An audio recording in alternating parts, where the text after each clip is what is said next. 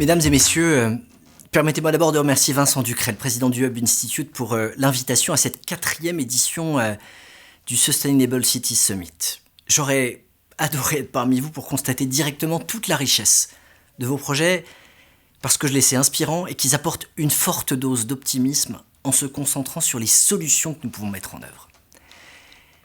Mon agenda ne me permet pas d'être à vos côtés, mais je souhaitais m'adresser à vous pour vous remercier pour votre implication et votre énergie, qui est à la fois renouvelable et remarquable.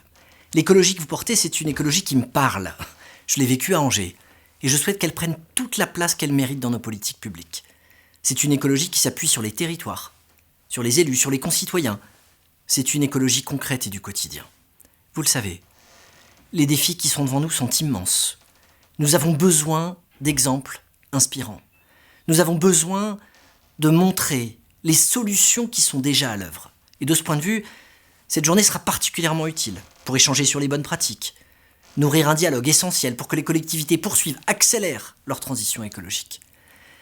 Je souhaite que dans le programme très riche que vous avez établi, il puisse y avoir des discussions constructives sur des sujets aussi cruciaux et nombreux que l'essor de la mobilité durable, l'électrification des transports, la maîtrise de l'artificialisation des sols, la revitalisation de nos cœurs de ville.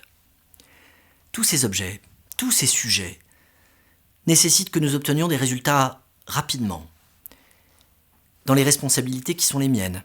Avec Agnès Pannier-Runacher, nous allons accélérer le déploiement de bornes de recharge pour les véhicules électriques, repenser les services à la mobilité pour favoriser réellement des déplacements décarbonés, respectueux des territoires traversés.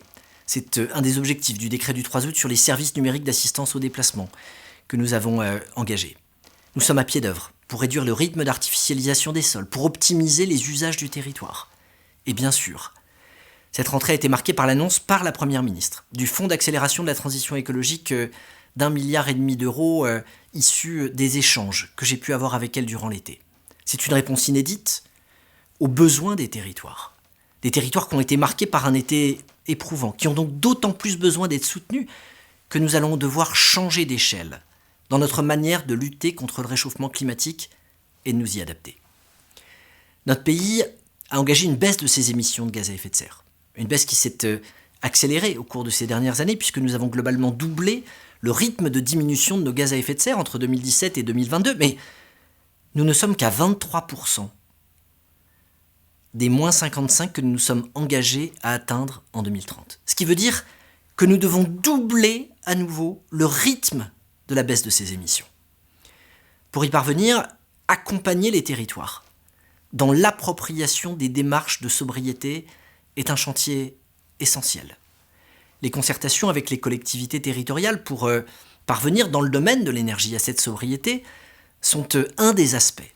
Mais ces efforts doivent être couplés avec des démarches similaires dans le secteur de l'eau, dans le secteur du foncier, dans le secteur des matières premières, pour mettre fin au gaspillage et pour de plus en plus être dans une écologie de la sobriété. Nous œuvrons pour concilier ces différentes dimensions dans les programmes que nous portons, les CPER, les CRTE. Nous aurons besoin de toutes les compétences, de toutes les volontés, de toutes les innovations. À travers les focus et challenges, vous allez aujourd'hui poser des questions cruciales qui résument les contradictions, les injonctions contradictoires que nous devons surmonter. Comment densifier une ville tout en la renaturant? Comment revitaliser un centre-ville tout en assurant son développement durable? C'est le cœur de la feuille de route que le président de la République et la Première ministre m'ont confiée.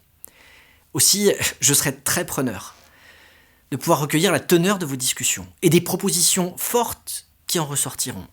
Ces enjeux correspondent à la vision que j'ai de mon ministère, être à l'écoute des territoires, être à l'écoute de leur développement et les accompagner dans des solutions concrètes qui réconcilient nos concitoyens avec les objectifs de cette écologie. La diversité des participants, la diversité des intervenants de cette journée témoigne de la force du mouvement en faveur de davantage de durabilité que vous avez été capable de lancer.